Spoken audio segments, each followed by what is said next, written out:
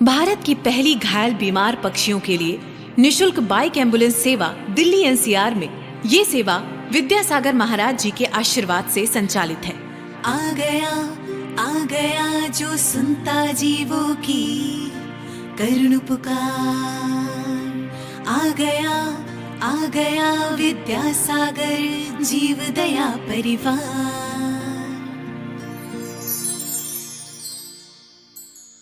घायल पक्षी राह है ताके बेजुबान ये मदद है मांगे। आस जगाए आँखों से बोले हाथ बढ़ाओ हमें बचाओ। मानवता का धर्म निभाओ, मानवता का धर्म निभाओ। अब जाग रही उम्मीद की किरण, कोशिश होगी सारी मुमकिन। ये हाथ मिल रहे हैं, सब संग चल रहे हैं। हाथ थामे विद्यासागर जीव दया परिवार का। अपनी छत पे जाके पानी रख देना। दिखे जो घायल बीमार एक फोन घुमाना। इलाज पूरा करवाएंगे, वादा पक्का निभाएंगे। संकल्प है ये विद्यासागर जीव दया परिवार का। विद्यासागर जीव दया परिवार का।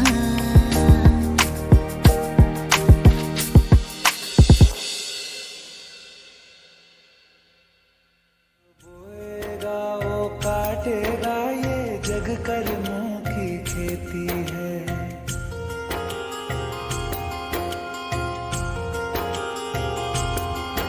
यदि कर्म तेरे पावन है, सभी डूबेगी नहीं तेरी नाव कभी।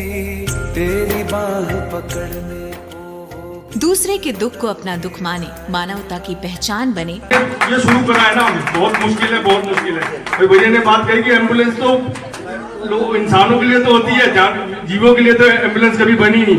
पर आपने इतना बड़ा काम करा, इतना बड़ा काम करा, इसका कोई जवाब नहीं है। नंबर 1 काम करा। और मैं इसके लिए फिर से बात कहना चाहता हूँ, कभी भी किसी चीज की कोई जरूरत पड़े हम सदा सामने खड़े रहेंगे। पूरा साहिबाबाद संघ आपके लिए। मुकेश जी मेरे ऊपर जी हैं, एक बार आ जाए। मेरे जी है एक बार नोएडा से एक बार आ जाए। और चंद्रलोक से आए हैं, एक बार आ जाए। भैया कहाँ जाए, एक बार आ जाए प्लीज।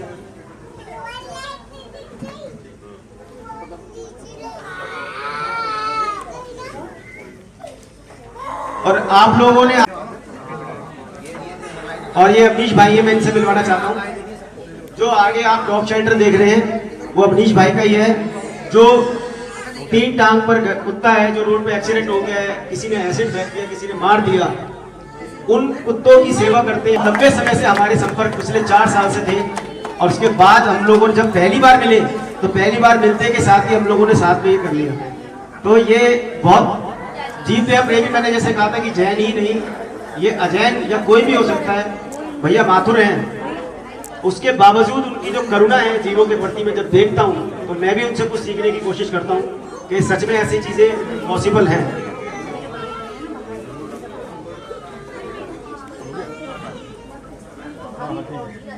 चले भैया सुरेंद्रनगर से प्लीज एक बार आ जाए। देखो मैं शायद हो सकता है किसी का नाम रह जाए तो मैं उसके लिए क्षमा प्रार्थी हूँ, क्योंकि हम एक जैसे हैं। और मैं चाहूंगा एक बार भैया इनका स्वागत करेंगे तिलक लगाकर। और आप देवांग भाई आएंगे, जरा एक छोटा सा सुंदर सा भजन प्रस्तुत करेंगे। पर तेरे चरणों की गर धूल जो मिल जाए, सच कहता हूँ गुरुवर, तकदीर संवर जाए गुरुवर तेरे चरणों की। आइए एक बार अपने दोनों हाथ खड़े करिए और चलते हैं पूज्य गुरुदेव के श्री चरणों में जोरदार तालियों के साथ, अनुमोदना के साथ। गुरुवर, हम आपके लिए कुछ कर तो नहीं पाए, मगर आप इतना तो बना दीजिए कि हम आपके चरणों की धूल समान ही बन जाए। तो तालियों की अनुमोदना के साथ। गुरुवर तेरे चरणों की, गुरुवर तेरे चरणों की,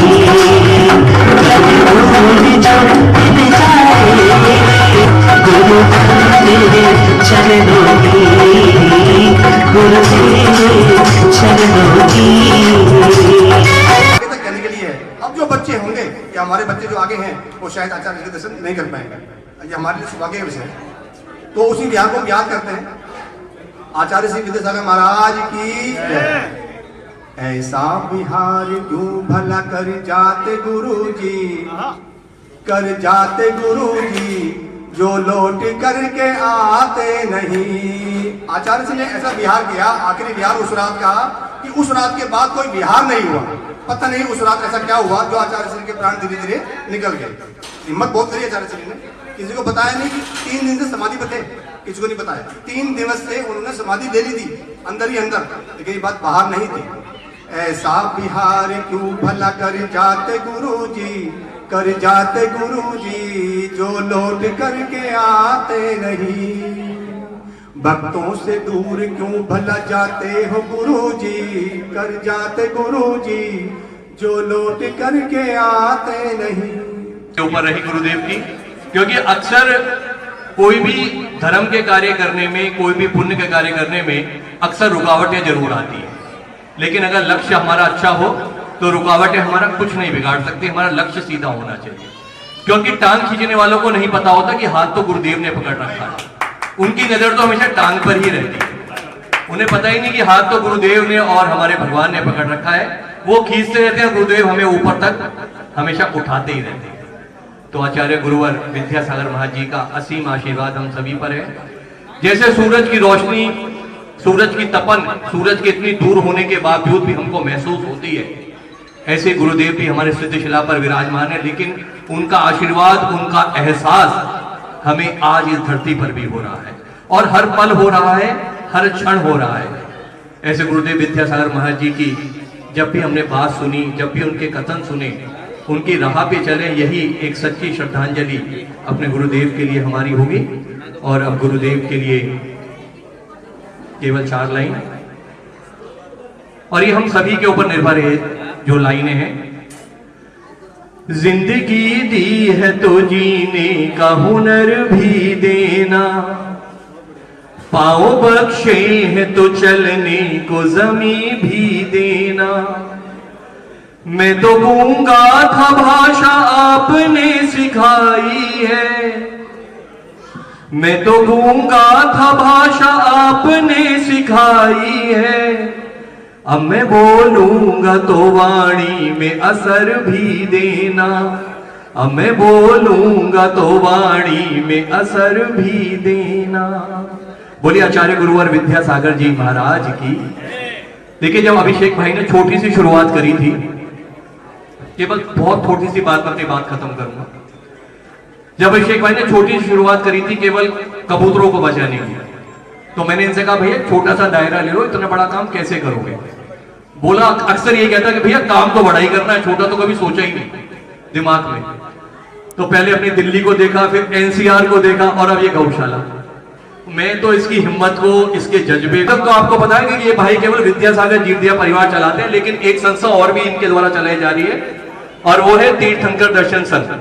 उसके द्वारा 92 यात्रा, 92 यात्रा निरंतर 8 साल से वो यात्रा चल रही है, और हर महीने के पहले रविवार को तिराजा जी बस जाती है हमारे भाई अभिषेक के सहयोग से। उसके भी फाउंडर भाई हमारे अभिषेक जी हैं, बताते नहीं है कभी अपने मुख से, लेकिन उसके फाउंडर भी अभिषेक भाई है। चलिए आप सभी को सादर जय जिनेन्द्र, आपके बहुत बड़ा पुण्य के उदय। कितनी सारी चीजें होती हैं, सबसे बड़ा प्रोड्यूसर, और सारा श्रेय कौन ले जाता है? हीरो, जैसे कि मैं बन रहा हूँ, क्योंकि मैं जीरो हूँ, कुछ नहीं। तो राइटर है भाई, राइटर तो वो बैठे हैं जो ऊपर बैठे हैं सिलसिला पे, किरदार निभा रहे हम सब। हम तो मात्र, मैं तो हमेशा से लोगों से कहता हूँ विशाल भैया कि मात्र हम बैल हैं, बैल।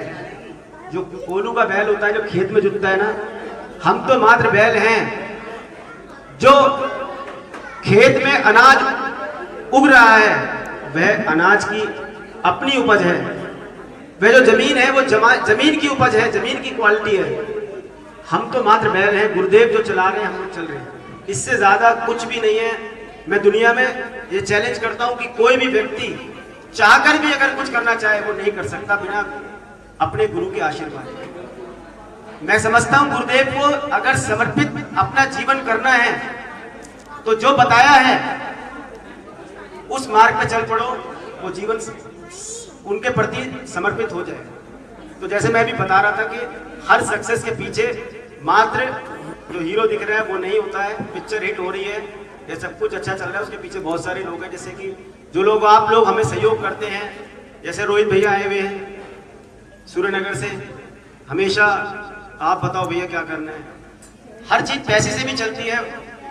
कुछ मीडिया का काम होता है जो लोगों तक बात पहुंचानी पड़ती है। छोटा सा बच्चा खड़ा है चश्मा लगा के इधर, तेजस, जो रात के 12-12 1-1 बजे तक हमारे लिए संस्था के लिए कार्य करता है, पढ़ते पढ़ते भी करता है। एक बार जोरदार तालियां उस बच्चे के लिए। हम लोग तो अपने घर पे बैठे होते हैं, इधर आ जाओ तेजस आ जाओ। ये छोटा बच्चा है लेकिन इसकी मम्मी ने पापा ने कभी इसको मना नहीं करा और आज मम्मी पापा भी आए हैं। और जीव दया के लिए बहुत सारी पोस्ट आपने देखी होंगी जो ये बनाता है। और इतना शालीन और इतना प्यारा बच्चा है कि मुझे नहीं पता गुरुदेव ने मुझे दिया होगा। जब हमने जीव दया से जीतो प्रोग्राम किया था तब ये बच्चा हमारे संपर्क में आया और तब से आज तक इसी प्रकार ये निरंतर कार्य कर रहा है। मैं इसको बहुत बहुत धन्यवाद देता हूँ कि इस तरीके के काम हमेशा बेटा करते हो। और इसके पीछे बहुत सारी चीजें हैं, जैसे मैं बता रहा था। जैसे मेरे जीजा जी बैठे हुए हैं। अब बहुत सारे लोग कहते हैं, प्रश्न आपका ये रहता है ना कि टाइम कहाँ से मिलता है। तो मेरी दुकान, मैं आज ये बात अब बता रहा हूँ कि जो मेरी दुकान है, जो नोएडा में जो मेरा काम, मेरा बिजनेस है, उसको संभालने में मेरे जीजा जी का बहुत बड़ा हाथ है। अगर मैं छुट्टी भी कर लेता हूँ, मैं 2 दिन या 1 दिन नहीं जाता हूँ, 12 बजे चला जाऊँ, 1 बजे चला जाऊँ, 2 बजे चला जाऊँ, मेरी दुकान संभालने की मुझे कोई चिंता नहीं है, चाहे ना भी जाऊँ। वो कहते तुम कोई नहीं कर ले, मैं दूंगा, तुम जाओ मैं कर लूँ। वहां बैठकर भी जो जीव दया का कार्य है वो भी कर रहे हैं, वो भी कर रहे हैं। मैं एक बार कहूंगा मेरे जेडी भाई इधर आ जाए, क्योंकि जितना कार्य मैं कर रहा हूं करने में तो सहयोग आप कर रहे हो। एक बार आ जाएंगे मेरे जेडी, जिन्होंने आज तक मेरी सब गलतियों को माफ किया, कभी किसी गलती के लिए मुझे आज तक डांटा नहीं और हमेशा मेरा साथ दिया है। मेरे बड़े भाई जिन्हें आप जानते ही हो, और मैं थोड़ा सा नटखट हूँ, बोल देता हूँ कुछ कई बार, और उन्होंने मुझे कभी पलट के डांटा नहीं। ये सब चीजें बहुत कुछ होती हैं। मेरी माँ है, कौन माँ बाप होते हैं जो उनके बच्चे सारा दिन दूसरे कामों में लगे रहे, लेकिन माँ बाप अगर सपोर्ट करते हैं तभी जाकर हम आगे बढ़ पाते हैं। ये परिवार होता है। जब हम यहाँ तक पहुँचते हैं, यहाँ पर खड़े हो रहे हैं, तो ये पैरों की ताकत, ये माँ बापों की, वो सबकी, इन सभी की है। मैं अपनी मम्मी से कहूँगा एक बार आ जाए। मैं ये फैमिली प्रोग्राम नहीं बनाना चाह रहा था, बट मैं फिर ये बताना चाह रहा हूँ कि कोई भी चीज के बारे में इत्तेफाक से हो गया। देखो धर्म पत्नी का तो हम क्या ही बोलते हैं, वो तो सभी जानते हैं कि अगर हमने सबका नाम ले दिया है। भाभी है हमारी, जो भैया को भी भाई सारा दिन मेरे साथ फोन पे लगे रहते होंगे, तो हमारे भाई साहब को भी सपोर्ट करती हैं। तो ये परिवार है, और ये परिवार मेरा इतना ही नहीं है। आप जो सामने मेरे बैठे हो, सारिका भाभी, आरती भाभी और प्रीति भाभी, सब लोग मेरे जो बैठे हुए, सब, मतलब मैं शब्द नहीं है मेरे पास। पब्लिक भले यहाँ कम है लेकिन बात दूर तक जाएगी।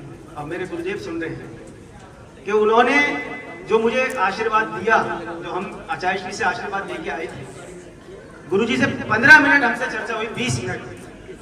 वो जिंदगी का एक ऐसा दौर था, क्योंकि जब हम आचार्य के पास जाते थे तो लड़के जो होते थे ना, यंग लड़के, वो किसी ना किसी के साथ घुस जाते थे, पर मैं कभी नहीं घुसता था। मैंने कहा था मैं जिस दिन गुरुजी के पास जाऊंगा सामने के कमरे से जाऊंगा और कुछ करके जाऊंगा, ये मेरा प्रण था। और हम जब अजय के पास गए तो सीधे सामने के कमरे से घुसे, हमें बुलाया, गुरुजी ने बिठाया, मेरे भैया थे, मैं था। और जब हमने उनको बताया कि अजय जी हम ऐसे ऐसे कर रहे हैं, उससे पहले तो मैं बिना बारे में आशीर्वाद लेके ही आया था गुरुजी से। तो गुरुदेव इतनी जोर से हंसे और दोनों हाथों से आशीर्वाद दिया। और एक एम्बुलेंस ली थी हमारे पास, अंकित जी, एक भी एम्बुलेंस ली थी। दिल्ली रेलवे स्टेशन पे उतरते के साथ ही हमारे पास एम्बुलेंस आ गई। ये गुरुदेव का चमत्कार। और ये सब मेरा परिवार है, चाहे मेरा स्टाफ, मेरे सेवक जो मेरे पास दिन रात मेरी एक आवाज पर काम करते हैं। इन लोगों का जितना रिकॉर्ड करूं मैं, मतलब मैं जितनी तारीफ कर दूं उतनी कम है। हम तो अपने घर में सो जाते हैं, लेकिन ये रात के 2 बजे भी, 3 बजे भी, किसी भी समय इन जीवों की सेवा करने में लगे रहते हैं। मैंने जैसे भी कहा था कि हीरो तो नजर आता है, लेकिन उसके पीछे बहुत सारे लोग होते हैं। ये सब मेरे लिए मेरे हाथ है, मेरी ताकत है। मैं सारिका भाभी से कहूंगा कि 1-2 मिनट के लिए आकर 2 शब्द कहें गुरुजी। भैया ने अभी बोला कि हम लोग सब एक ही परिवार हैं, हम लोगों की सोच विचार सब चीज़ें मिलती हुई हैं। मतलब जो परिवार का सबका एक भाव होता है तो वो चीज़ें अपने आप ही उठती हैं। जैसे भैया का विचार है, जैसे जीव दया विद्यासागर परिवार कितना अच्छा कार्य कर रहे हैं, वो जीवों के लिए कर रहे हैं। अपने महावीर स्वामी का भी यही संदेश है, जियो और जीने दो। आचार्य गुरुवर है, जितने भी मुनि महाराज हैं, सभी का ये कहना है जियो और जीने दो, अहिंसा परमो धर्म। और इसी के प्रति हम लोगों को खुद भी जागरूक होना है, अपने देश को जागरूक करना है, अपने राष्ट्र को जागरूक करना है, अपने समाज को जागरूक करना है और अपने घर घर में इस जयघोष को हमें लेकर आना है। भैया से हमारा परिचय बहुत पुराना है। जब हम मंगलानंदी महाराज जी आते थे, पापा जी के साथ हम लोग चौका लेके जाते थे और भैया आते थे कहाँ, अहिंसा धाम आते थे। तो तब मैं भैया को देखती थी, भैया की एनर्जी हमने तभी से देखी है। कभी कभी हम मिलते थे, लेकिन फिर धीरे धीरे भैया के यहाँ सूर्यनगर आना हुआ, बच्चों का भी पाठशाला में जुड़ना हुआ, जीव दया परिवार का हुआ। सब लोग मिलकर इतना सुंदर काम करते हैं, बहुत अच्छा लगता है। सभी से कहूँगी बहुत सुंदर तालियों के साथ भैया की और उनके पूरे काम की, उनकी पूरी टीम की अनुमोदना करेंगे। बोलिए जयकारा गुरुदेव का, जयकारा गुरुदेव का। नाथ भगवान की जय। वर्तमान शासन नायक महावीर भगवान की जय। आचार्य विद्यासागर जी महाराज की जय। विद्यासागर जीवदया परिवार, आज इसमें आकर इतने हर्ष और खुशी की अनुभूति हो रही है कि मैं बयान नहीं कर सकता। हमारे अभिषेक भाई ने जो ये टीम तैयार करी है और जो जीवदया का कार्य यहाँ हो रहा है, ये साक्षात महावीर भगवान ने जो हमें सिखाया था कि जियो और जीने दो। अपने अहिंसा का जो संदेश महावीर भगवान ने दिया था, वो एक तरीके से प्रैक्टिकल रूप यहाँ पे दिया जा रहा है। आज धर्म के नाम पे हम मंदिर तो जाते हैं, वो भी बहुत जरूरी है, मगर जो एक प्रैक्टिकल हम कुछ कर सकते हैं वो जीव दया करके ही कर सकते हैं। और किसी का दुख दूर करना, वो भी बेजुबान पशु या पक्षी का, जो कि अपना दर्द बयान भी नहीं कर सकते, उनकी सेवा करना वाकई में ईश्वर की सेवा है। और मैं फिर से पूरे जीव दया परिवार को धन्यवाद देता हूं और उनके कार्य की बहुत बहुत अनुमोदना करता हूं कि मेरे को यहाँ आने का सौभाग्य मिला। और जैसे कि पंकज जी ने आपको बताया, ये तो हमारा सौभाग्य है कि आप यहाँ तक आए। हमें बहुत अच्छा लगा आप आए, मनोज जी ने। और क्योंकि फोन पर तो बहुत बातें होती है, मुलाकात बहुत कम हो पाती है। तो जैसे आपने बताया अपना घर, मैं आपको बता दूं कि तकरीबन 50 व्यक्तियों को हम अपने संस्था के द्वारा अभी तक अपना घर भेज चुके हैं। और मेरा ये आपको आश्वासन है, क्योंकि पूरे दिल्ली एनसीआर हमारी एम्बुलेंस घूमती हैं, जहां कहीं भी ऐसा असहाय व्यक्ति हमें मिला तो हम वो सूचना आपको देंगे और आपके साथ मिलकर इस काम में आपका हाथ बटाएंगे। और इस काम में आप जब हमें हमारी मदद मांगेंगे, हमें जिस लायक सेवा का मौका देंगे, हम आपके साथ में रहेंगे। आप हमारे पास ज्यादा से ज्यादा प्रभु जी भेजें, हमारी यही आपसे कामना। कोई भी जो मेरे को आज सुन रहा है या कभी भी वीडियो के माध्यम से सुने, अपना घर अमीनगर सराय में बागपत में बन रहा है, कोई भी इस तरीके का व्यक्ति दिखाई दे तो हमसे संपर्क करें और वहाँ पे हम उनका बहुत अच्छे से पालन। इसे सिर्फ देखो अंकल जी बहुत कम बोलते हैं, मैं आज चाहूंगा कि मेरे लिए बोले कि मुझे भी तो, मैं बहुत लंबे समय से तकरीबन 15 साल से अंकल जी से मिलता रहता हूं और अंकल जी के संपर्क में हूं। और हमेशा ही अंकल मेरे लिए प्रेरणा का स्रोत बनते रहते हैं। मैं चाहता हूँ काम चल रहा है, बहुत अच्छा, बस इतना ही।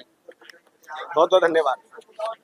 बात ऐसी है जी, जीव दया से बढ़ के कोई काम नहीं है इस जन्म में। अपना जन्म सार्थक बना लेता है जीव दया करके। जो जीव दया नहीं करता, नहीं कर सकता, उसको तो जीने का भी अधिकार नहीं है। जीते तो सभी हैं, जानवर भी जीते,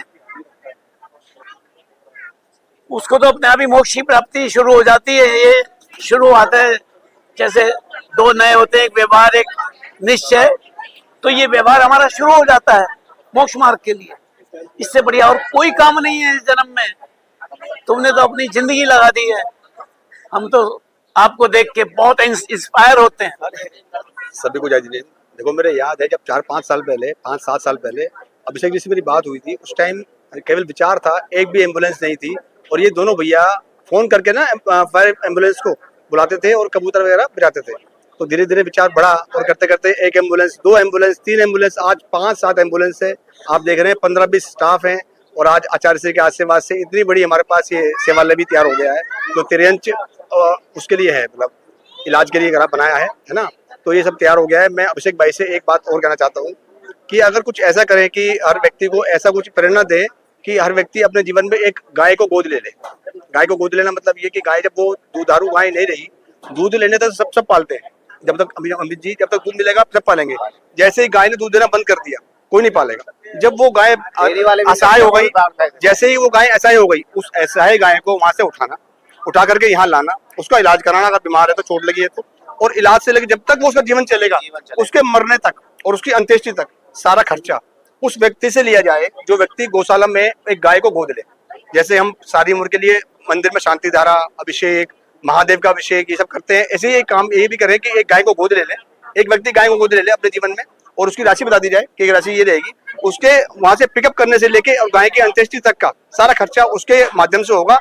उसको भी सौभाग्य मिलेगा कि वो गाय को अपने जीवन में पाल पा रहा है। एक गाय को कम से कम हर व्यक्ति गोद ले, मेरा ये विचार है। अगर ऐसा आप कुछ चाहें, उसकी राशि निर्धारित कर दीजिए आप कि गाय पूरे जीवन में 10 साल, 5 साल, 20 साल, 4 साल में कितना खा लेती है। उसका खाना, उसका इलाज, उसका पिकअप, उठना, और उसको जब अंत्येष्टि होगी तो उसका जो भी खर्चा होगा उसकी अंतिम संस्कार का, हिंदू रीति रिवाज से पूरा संस्कार हो धर्म के हिसाब से, वो उससे लिया जाए, पूरी राशि। और वो राशि अगर आप चाहें तो उस जो गोद ले रहा है उससे किस्तों में ले लीजिए, जिससे कि उसको ये लगे भी कन्वीनियंट हो गया और आराम से वो दे पा रहा है। उसकी भावना और प्रबल होगी और सौभाग्यशाली बढ़ेंगे।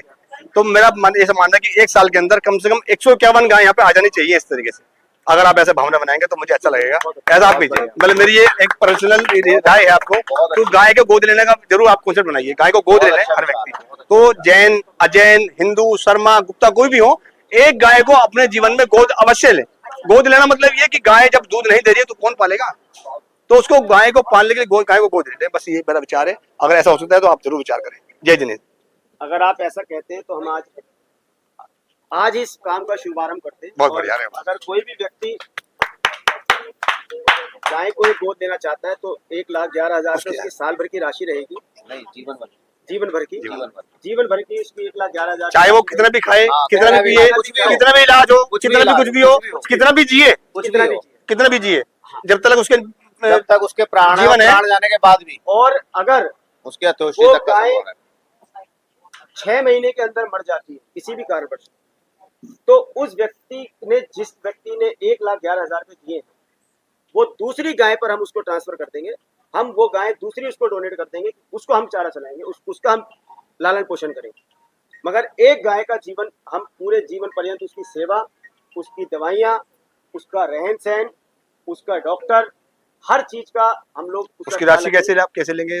उसकी राशि आप जैसे मर्जी दे दें, ऑनलाइन के माध्यम से दे दें, चाहे वो है आप किस्तों के माध्यम से दे दें, चाहे वो आप एक बार में दे दें, चाहे आप 1 गाय लें, 11 गाय लें, चाहे अपनी शादी की सालगिरह पे लें, किसी बच्चे के जन्मदिन पे लें, बेटी के जन्मदिन पे लें। कोई गाड़ी नहीं खरीद के ला रहे हैं आप 10 लाख रुपए की, तो 1 लाख रुपए मान लो टैक्स के जोड़ के उसमें एक गाय का दे दें। इसी प्रकार से आप लोग इन जीवों की सेवा कर सकते हो। आप पे फर्क भी नहीं पड़ता। आप मकान खरीद रहे हो, नया नई एक प्रॉपर्टी खरीद रहे हो, आप उसमें से एक गाय के लिए राशि निकालते चले जाएं। और जो हमारी एम्बुलेंस चलती है, जो दिन रात कम से कम 40 से 50 पर डे जीवों की जान बचाती है, उसमें भी आप सहयोग कर सकते हैं। एक बड़ी एम्बुलेंस चलती है गाय के लिए, जो कि बड़े जानवरों को रोड पर से पिक करके लाकर फिर यहाँ पर इलाज करती है, उसमें भी आप सहयोग कर सकते हैं। किसी भी माध्यम से आप सहयोग कर सकते हैं।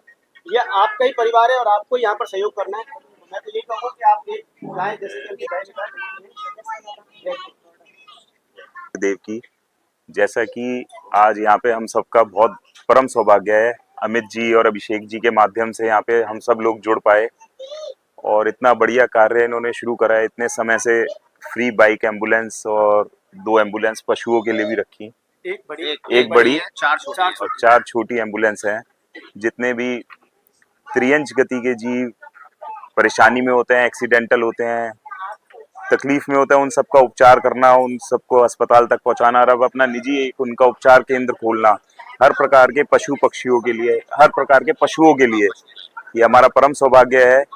और बहुत बहुत अनुमोदना इस कार्य की, इस पूरी टीम की और आचार्य विद्यासागर जी महाराज जी से के आशीर्वाद से ये सब आगे बहुत ऊपर तक जाए। आज ये किराए की जगह है, आचार्य श्री के आशीर्वाद से अपनी जगह भी बने और इससे बड़ा उपचार केंद्र खुले।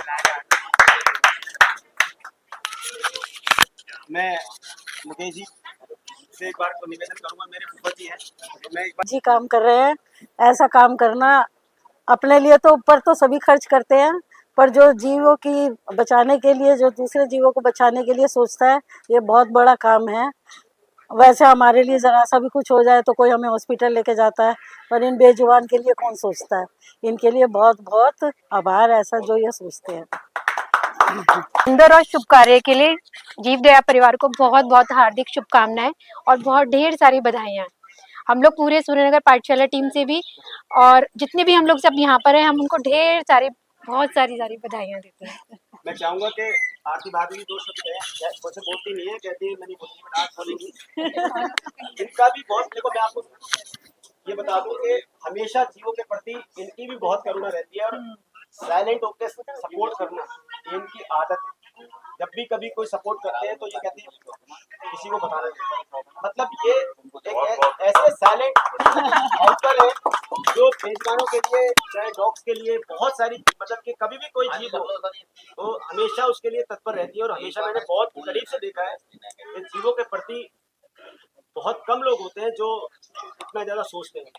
तो मैं ये कुछ ज्यादा ही हो रहा है ऐसा कुछ नहीं है, लेकिन जो है अभिषेक भैया जो कर रहे हैं वो बहुत अच्छा कर रहे हैं, सराहनीय कार्य है। और ये सीधा अपना, मतलब कहते हैं ना, कोई तो सीढ़ी बना ये सीधा अपना मोक्ष मार्ग प्रशस्त कर रहे हैं। इनका सीधा, या इन्हें कहीं नहीं मुड़ना, इसी कार्य से सीधा इनका जा रहा है। और जो है आपके परिवार को बहुत बहुत बधाई। नितिन भैया की बिटिया है, मैं शुरुआत कर दूं। नितिन भैया की बिटिया है। नितिन भैया के बारे में बता दूं, नितिन भैया बहुत ज्यादा, मतलब के जीवों के प्रति उनका बहुत लगाव रहता है। जब भी, मतलब एक दिन में 4-4 बार फोन करके हमारी बात होती रहती है, भैया मैंने इस बंदे को जोड़ना है, भैया मैंने उस बंदे को जोड़ना है, भैया इस काम को ऐसे बढ़ाना है। ये हौसला बढ़ाने का काम करते हैं, जैसे कि उनके पिताजी हैं, मैंने कहा था भी, ऐसे नितिन भैया का जोश है और जो मतलब की पावर देता है। हम लोग कई बार डिमोटिवेट हो जाते हैं, कई बार हम बहुत ज्यादा डिमोटिवेट हो जाते हैं, हमें कई बार मुश्किलें हो जाती हैं बहुत ज्यादा।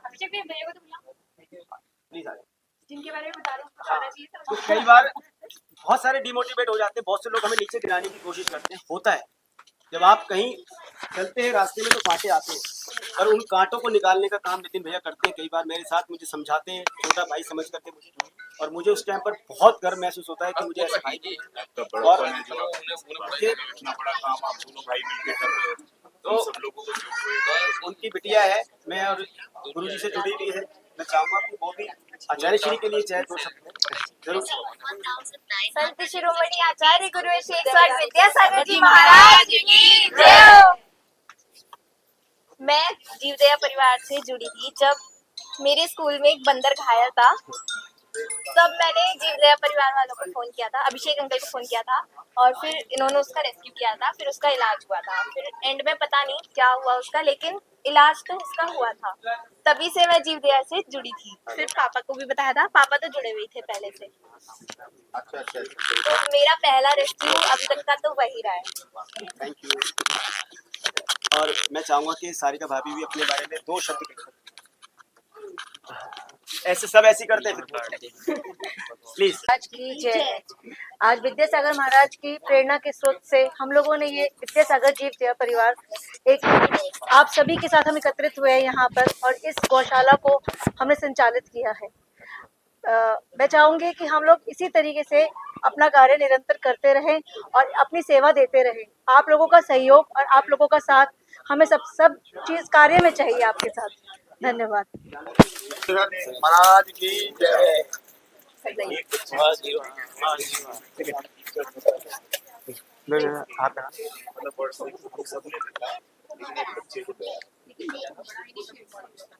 विशाल महाराज जी ने बहुत आशीर्वाद दिया और जो लोग नहीं आ पाए दिल्ली, जैसे हमारे आगरा से, बेंगलोर से और भी जगह से लोग जुड़े हुए हैं, उन लोगों ने अपनी बाइट बनाकर भेजी और शुभकामनाएं भेजी कि वो नहीं आ पाए, परंतु वो लोग स्तंभ की तरह है। मैं जैसे एक नाम छोटा सा लेना चाहूंगा, संजय जैन जी, क्योंकि मैं इस बाइट के माध्यम से उनको बता पाऊंगा। वो एक ऐसे स्तंभ हैं, जब भी हम फंसे, जब भी कहीं हम फंसे इस संस्था को चलाने में, एम्बुलेंस चलाने में, जब भी कभी हम फंसे तो हमेशा वो व्यक्ति आज हमारे पास नहीं है, वो कभी नहीं आते, परंतु उन्होंने कभी हमें नीचे नहीं गिरने दिया और हमें कभी पैसा नहीं मांगने दिया। सबसे बड़ी बात जो थी उनकी क्वालिटी, उन्होंने कभी हमसे पैसा नहीं मांगने दिया। आज भी इस संस्था के अंदर वो लाखों रुपए का डोनेट करते हैं और साइलेंट होके करते हैं, बिल्कुल साइलेंट। इसको बनाने में भी उनका बहुत बड़ा हाथ है। जब उन्होंने इसमें सहयोग किया तो उन्होंने पहले कह दिया कि मेरा नाम कहीं नहीं आना चाहिए, उन्होंने पहले मना किया। इन सभी जीवों को बचाने का श्रेय जाता है उन लोगों को। संजय जैन जी अरिहंत नगर, अरविंद जैन जी, जब भी वो हमने हॉस्पिटल बनाने की बात करी, उन्होंने हमेशा कहा कि जिस दिन भी अभिषेक जी आप हॉस्पिटल बनाने के लिए जाएंगे मेरी राशि निर्धारित है। संजय जैन जी ने भी ये बात हमें कमिटमेंट करी भी है। आज भी वेरी फर्स्ट डे उन्होंने हमें कहा था कि आप जब भी जमीन लेने जाओगे हमारी तरफ से राशि निर्धारित है और हम उसके लिए सपोर्ट करेंगे, और आज भी वो उस बात पे कमिटमेंट है। हम क्योंकि छोटा नहीं चाहते थे और छोटा नहीं चाहते हैं, हम अब भी आप सबके यही बात बताना चाह रहे हैं कि हमारा विचार भव्य अति भव्य है। जैसे इंसानों के लिए मैक्स हॉस्पिटल होता है, जैसे हमारे लिए वेदांता होता है, ऐसी वेल फैसिलिटी के साथ हम उन जानवरों के लिए, क्योंकि उन जानवरों को बेघर करा है हमने, वो आज दर दर की ठोकर हमारी वजह से खा रहे हैं। वो अपनी वजह से नहीं खा रहे, वो कहीं आसमान से नहीं गिरे, हम लोगों ने ही उनको दर दर की ठोकर खाने के लिए आज मजबूर किया है।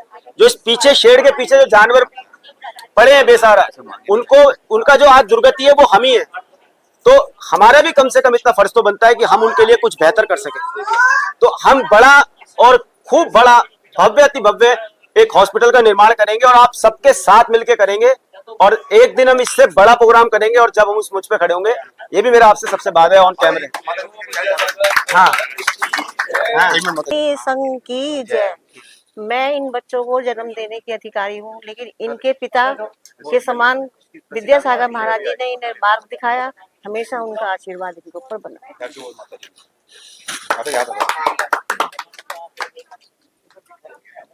का जो मोटिव हो गया बहुत सारी जगह तो ये हो गया कि बस गाना संगीत और सुने और चले गए, लेकिन जब अनुभव सुनेंगे तो वो शायद दिल को छूते हैं। अरुण जी एक ऐसे व्यक्तित्व हैं, जब हम इनकी गांधीनगर में दुकान है और हमें डेली पक्षियों के लिए एक फिक्स अड्डा है हमारा, जो आसपास के लोग लाते हैं और इनके पास देते हैं और ये हमें कॉल करते हैं। तकरीबन डेली 3 से 4 कॉल इनकी हमारे पास आती ही आती है, जो हमारी कॉल सेंटर पे आती है। मैं जब भी इनसे मिला, जब भी मिला, मुझे एक शख्स ऐसे मिले, अरुण जी सिर्फ एक, तो हमेशा ये कहते थे अभिषेक जी एम्बुलेंस तो जबरदस्त चल रही है, हॉस्पिटल बनाना। जेब में चवन्नी नहीं है, कैसे बनाएंगे करोड़ों रुपए का हॉस्पिटल भाई? नहीं हॉस्पिटल बनाना है, हॉस्पिटल बनाना है, हॉस्पिटल बनाना है। शायद आप ही की दुआ है जो आज, चाहे हम किराए में ही आए, मगर हाँ आज हमने एक छोटे से हॉस्पिटल का निर्माण कर लिया। मुझे शायद अपना घर बनाकर भी इतनी खुशी नहीं मिलती, शायद मुझे कुछ अचीव करके भी नहीं मिलती, जो मुझे खुशी आज इन बेजुबानों की सेवा करने से मिल रही है कि हम यहाँ पर पहुंच चुके हैं और हमने पहली सीढ़ी चढ़ ली है, आगे भी चलेंगे।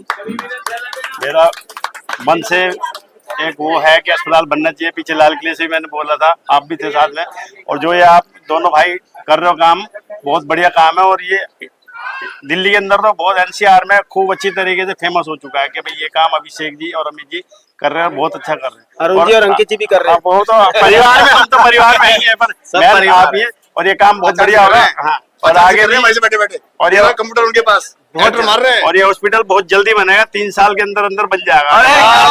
आचार्य गुरुदेव श्री विद्यासागर महाराज की और विश्वास है। और जो भी जैसे आपने भी मैंने भी बताया था, विशाल हृदय के धारी विशाल भैया, और विशाल भैया हमेशा ही जब भी मैं इनसे बात करता हूँ, और जब हमने एक छोटी सी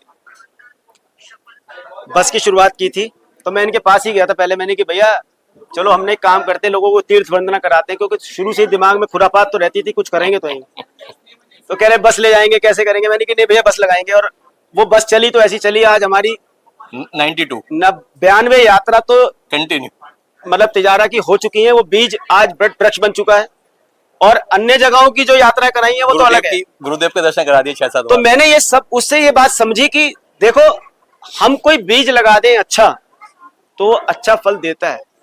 भले ही आज उस संस्था को मैं नहीं संचालित कर रहा, भैया अच्छे से चला रहे हैं, लेकिन जो लाखों लोग यात्रा कर चुके हैं, मैं मानता हूं कि उसका कुछ अंश तो मेरे पास आया ही होगा। तो ऐसे ही हम ये हॉस्पिटल जब पूरा तैयार कर देंगे, हम तो यहाँ नहीं होंगे इस धरा पे, इस धरा को तो हमें छोड़ के जाना ही है, लेकिन इसके पीछे जो बेजुबान निरंतर अभय दान पाएंगे, औषधि दान पाएंगे, तो उसका पुण्य भी हमें प्राप्त होगा। थोड़ा सा तो लालच है हमें पुण्य का, क्योंकि पुण्य फले अरहंता।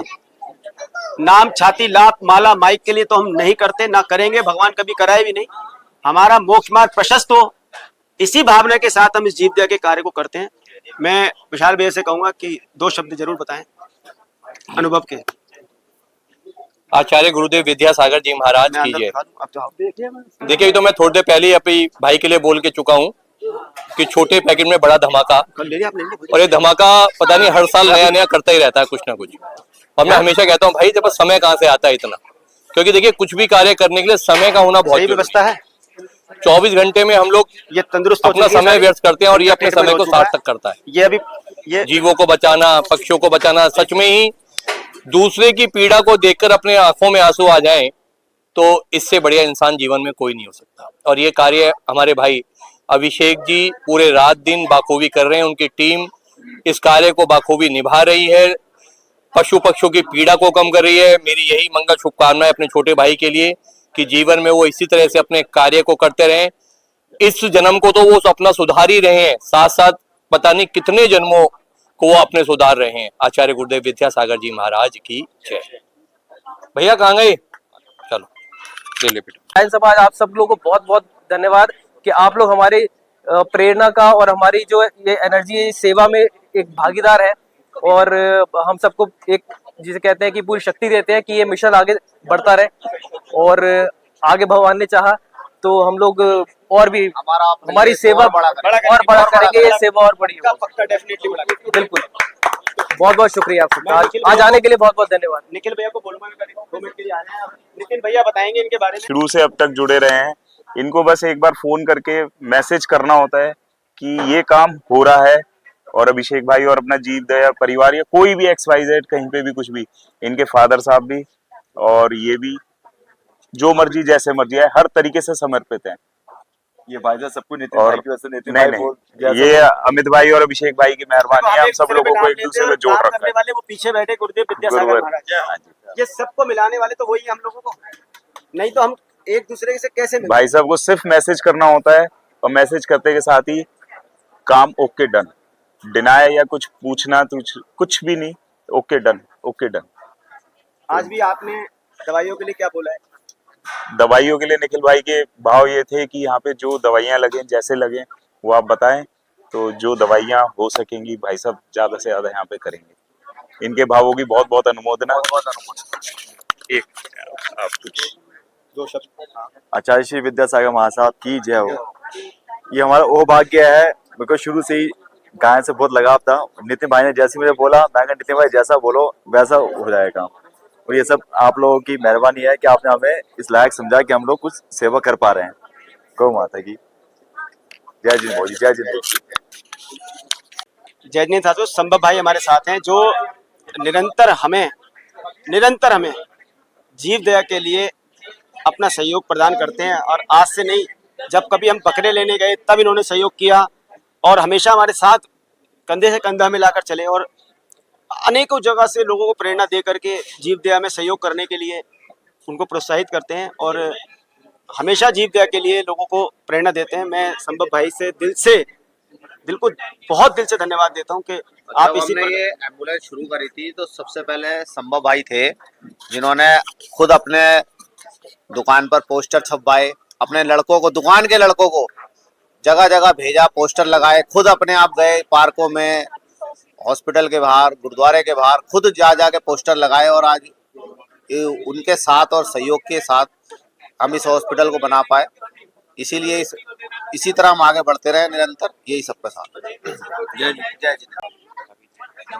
मैं आपको एक और ऐसे शख्स से मिलाना चाहता हूं जो कि हमने वीवीआईपी लोगों से तो, बड़े लोगों से तो मिला लिया, लेकिन कभी कभी जो मेन चीज होती है उस क्रीम से रह जाते हैं मिलने। ये हमारा लड़का है मनोज, जो 24 घंटे यहीं इसी उपचार केंद्र में रहता है और सिर्फ मात्र ये यहाँ पर जॉब नहीं कर रहा कि सिर्फ नौकरी करने वाला व्यक्ति तो सिर्फ अपने समय को पूरा करके निकल जाता है। इसकी भावनाएं हमेशा यही रहती है कि मैं किस तरीके से इनकी सेवा कर सकूं, और हमेशा मेरे को फोन पे कहता है, सर मैं इन्हें खिला पिला के तगड़ी कर दूंगा, आप देखो पहचान नहीं पाओगे, तगड़ी हो जाएगी। मुझे दिन में कम से कम 20 बार वीडियो कॉलिंग करता है, रात के चाहे 2 बजे 12 बजे भी फोन कर देता है, कोई मिसहैपनिंग हो जाती है तब भी ये जगह रहता है और हमेशा गायों की सेवा में तत्पर रहता है। एक दिन की भी छुट्टी नहीं है इसकी, एक दिन की भी छुट्टी नहीं है और दिन रात 24 घंटे इन गायों की जो सेवा करने में मेन हाथ है वो इस मनोज का है, जो पहले हमारी एम्बुलेंस चलाता था और इसने अब इस उपचार केंद्र को भी बहुत अच्छे से संभाल रखा है। तो मैं एक बार जोरदार तालियां इसके लिए। और मैं हमारा सौभाग्य है। नहीं भाई, मैं लो भैया आप 500 दे दो, 500 रुपये।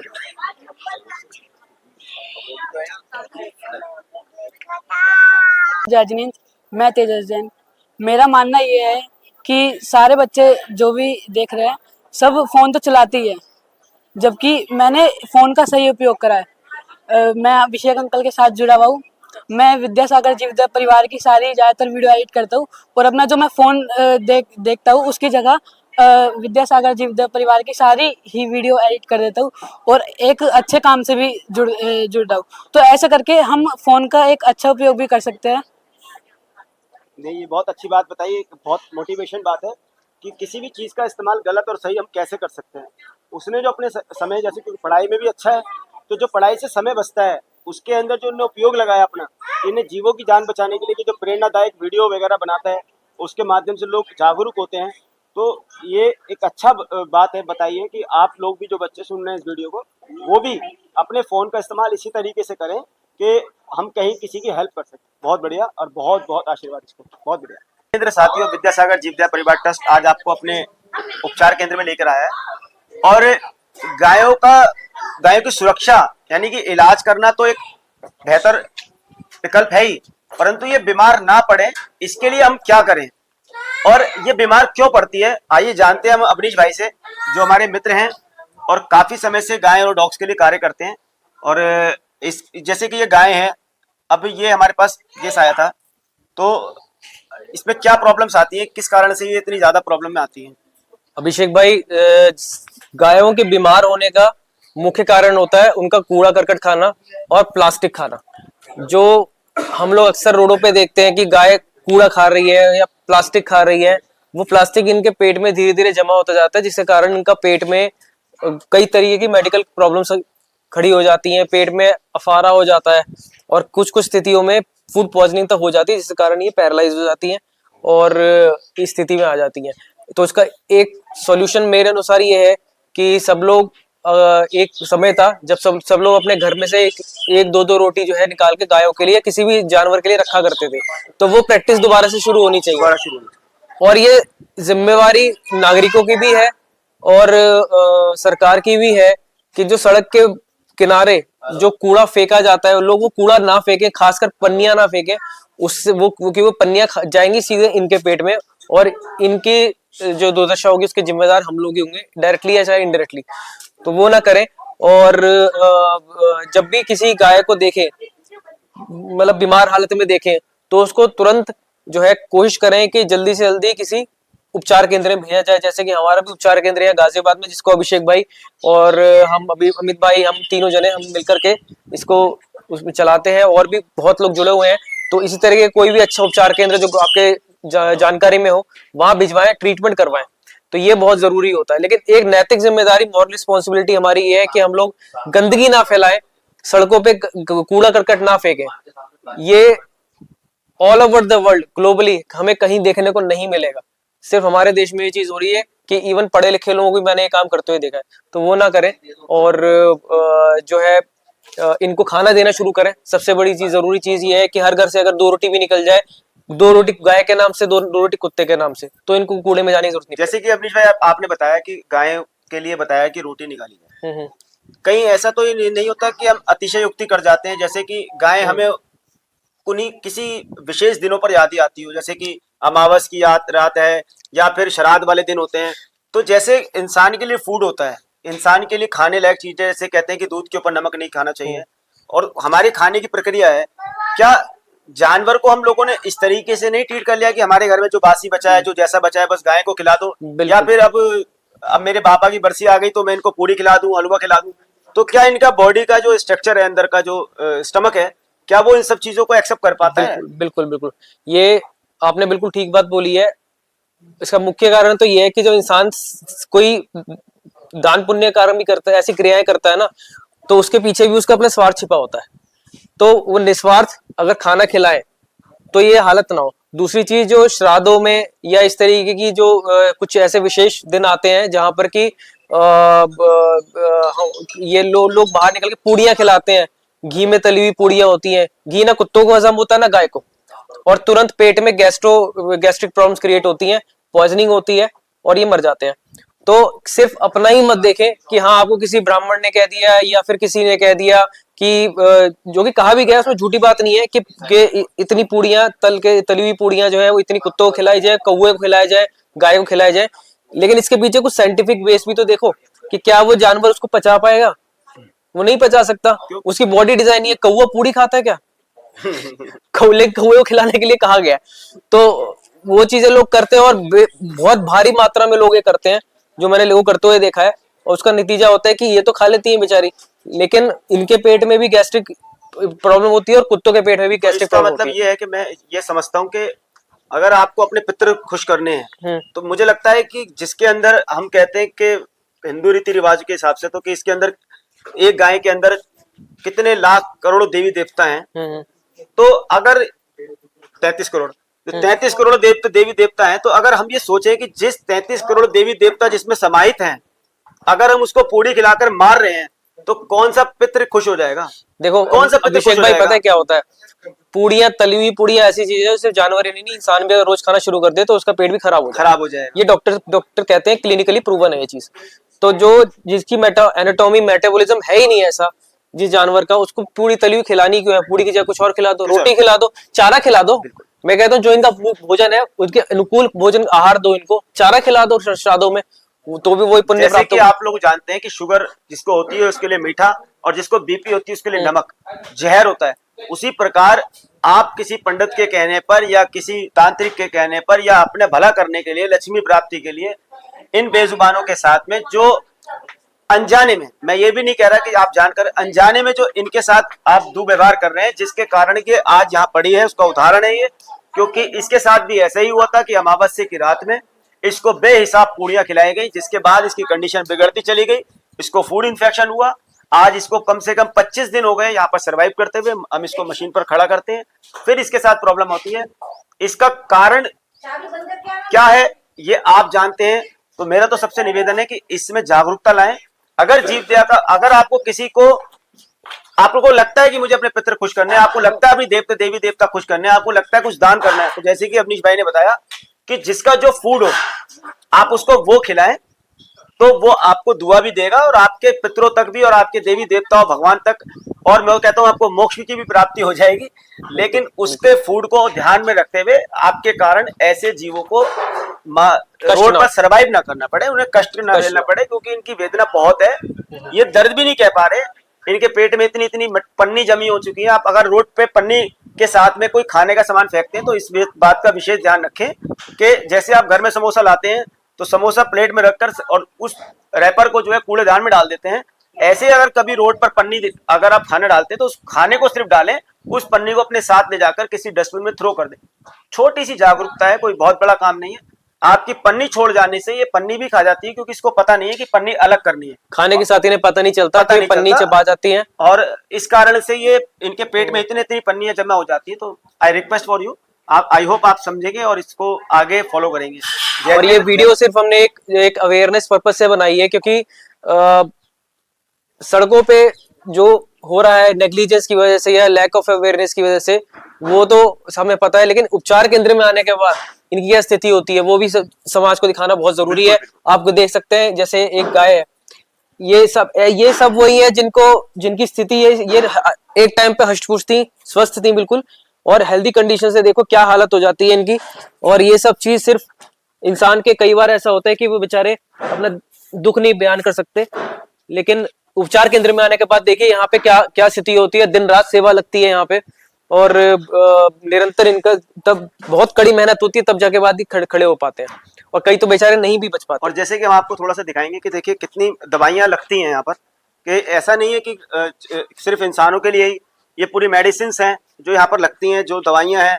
दिन रात इनको इंजेक्शंस और ड्रॉप्स सब चीज़ों से गुजरना पड़ता है। जैसे कि इंसान की पीड़ा होती है वैसे ही सेम पीड़ा इनको है। दर्द 1 इंच भी कम ज्यादा नहीं होता, सेम दर्द इनको वही है। बस ये है कि ये दर्द में कराहती है मगर किसी से कह नहीं सकती, और हम जाकर अपना दर्द किसी से कह सकते हैं। व्यवस्था वही रहती है, दवाइयाँ वही रहती हैं, जैसी दवाइयाँ हम लोगों को लग रही है उसी प्रकार की इनकी दवाइयाँ भी आती हैं, और इनका भी उपचार। प्रेरणा का स्तोत्र तो मुझे लगता है कि जो मानव है उसके अंदर करुणा तो जन्म से ही होती है, मगर जैसे कि हम जैन हैं और बाय बर्थ हमारा जो धर्म है वो हमें यही सिखाता है कि करुणा, दया और भाव। तो भगवान महावीर स्वामी का जो ब्लड हमारे रगों में दौड़ रहा है, जो जियो और जीने दो का सिद्धांत हम बचपन से लेके पैदा हुए हैं, वही हमारे लिए सबसे पहला एक मोटिव बना कि हम इससे लेकर के चलें। और दूसरा, उसके बाद में पूज्य आचार्य भगवान विद्यासागर महाराज जी हमारे लिए प्रेरणा का स्तोत्र बने, जिनके आशीर्वाद से मैंने बीना बारा में हमने सबसे प्रथम उनसे आशीर्वाद लिया था करीबन 7 साल पहले। और उसके बाद फिर हम कहाँ गए थे उसके बाद कहाँ गए थे, एडिट कर लेना, अंतरिक्ष पार्श्वनाथ। उसके बाद फिर हमने अंतरिक्ष पार्श्वनाथ में आचार्य भगवान से आशीर्वाद प्राप्त किया। और उसके बाद मैं और मेरे ब्रदर दोनों हम लोगों ने इस चीज को अपने जीवन में उतारा, और आज ये एक उपचार केंद्र आप सबके सामने है। तो इसका श्रेय परम पूज्य आचार्य भगवान श्री विद्यासागर महाराज जी के चरणों में समर्पित है। और ये उपचार केंद्र भी आज उनके चरणों में ही, उनकी विनयांजलि के तौर पे उनके चरणों में समर्पित करते हैं, क्योंकि उनका गायों के प्रति और जीवों के प्रति जो संदेश था वही हम लोगों का मार्गदर्शन कर रहा है। मैं चाहूंगा मेरे भाई भी इस बारे में। ये उपचार केंद्र खोलने का विचार तो हमारा काफी समय से था, और इसके लिए हम काफी प्रयासरत भी थे। और फिर हमने अविनीश भाई से मिले और ये उपचार केंद्र हमने शुरू करा है, और आप लोगों का सहयोग और साथ रहेगा तो इसको और बड़ा करेंगे और आगे बढ़ेंगे। जय जिनेन्द्र। आपका सवाल था कि ये इसकी प्रेरणा कहाँ से मिली, तो मैं कहना चाहूंगा कि जब भी कोई धर्म का कार्य कहीं भी होता है संसार में, उसकी प्रेरणा स्वयं ईश्वर भरते हैं मन में।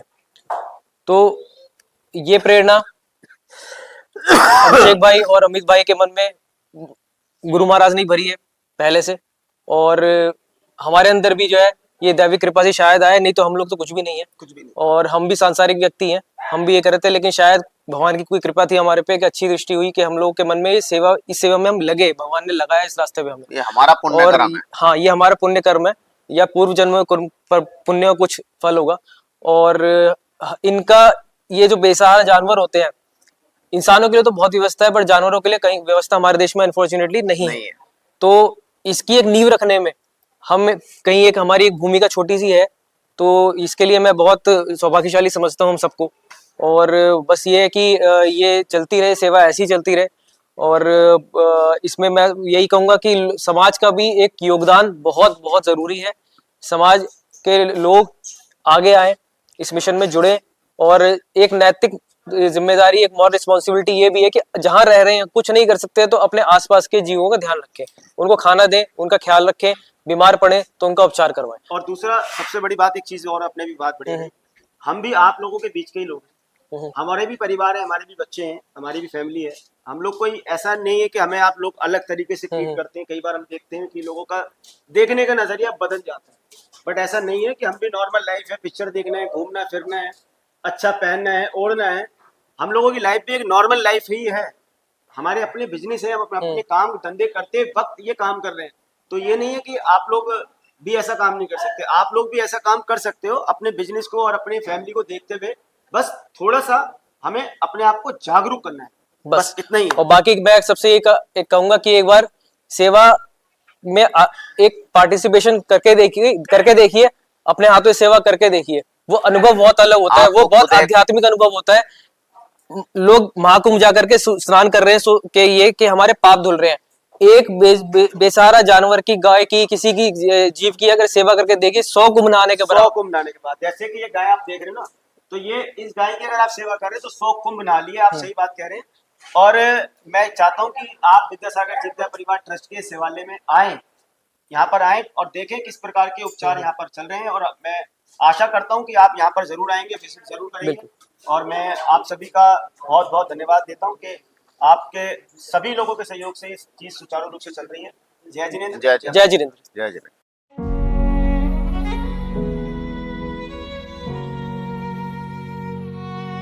कितना तड़पा होगा जब उसके छोटे प्राण कुछ बोल नहीं पाया, वो मां